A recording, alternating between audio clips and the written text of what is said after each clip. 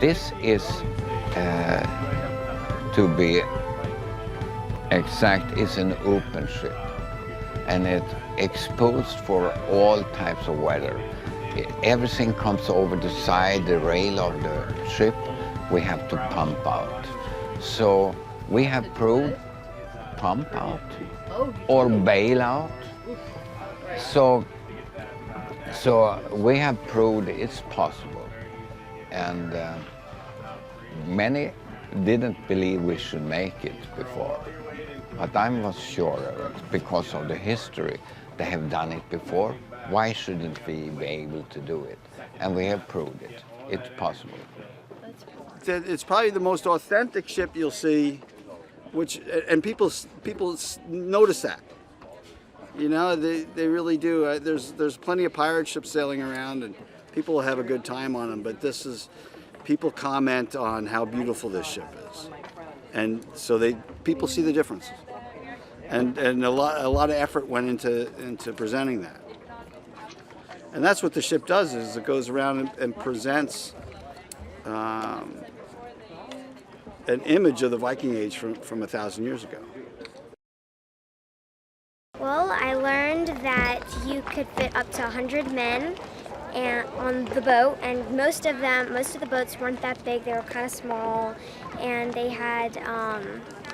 didn't have room under deck. You either slept on top of the deck or in they took out pieces of the wood where you would just sleep there. So this is Hunin and Munin. These were Odin's ravens, and what the Vikings would do is when they went out to explore, they were doing blue water sailing and they weren't sure where land was. So they would pick a direction and head out, and periodically what they would do to look for land that's outside of their line of sight is they would release a raven. And because the raven is not a water bird, the raven either would come back, letting them know that they weren't within raven range of land, or if the raven did not return, they would head off in the direction they last saw the raven flying. So it was this is the original radar. The ship itself is predominantly made of oak. So all of this here is oak. Our yard there is made of spruce, and then our mast is made of fir. This is actually the second mast that we had. During a test run on the way to England, the first one snapped. Yes, it was all very dramatic. Luckily, no one was hurt, but it did give us some insight into what we needed to do to make the ship better for the next run.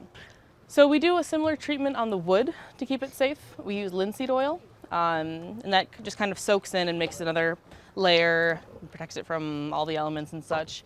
Both of these materials are very flammable and water resistant, and the crew is now as well, because we're all just covered in it. So showers are hard and we go up like a match. Most of our clothes are in dry bags, right under the decks. And our most essential stuff like rain gear, life vests, and some of the personal belongings are in this box. Each of us has about this big section in here. I think the authenticity of it and learning how everything on it was hand forged. There's no modern machinery that was used to build it. So I guess like all the spikes and nails and things like that were hand forged, and all the wood was hand sewn, or most of the wood was hand sawn and carved and things like that. It's just really cool that much effort and art was put into it. The artisticness of replicating an old ship. We have to supply food for about 30 to 34 people at any given time. So, spaghetti bolognese, do a sausage and rice kind of thing. We do beef stews, usually good hearty food that will feed people and give them the energy to do the physical labor that we have to do on a day-to-day basis. What motivates me cooking on Draken is making people happy, but it's not something that I do in my everyday life. I only cook on this ship, and I keep coming back for the ship because it's one of a kind of ship, and I keep coming for the people.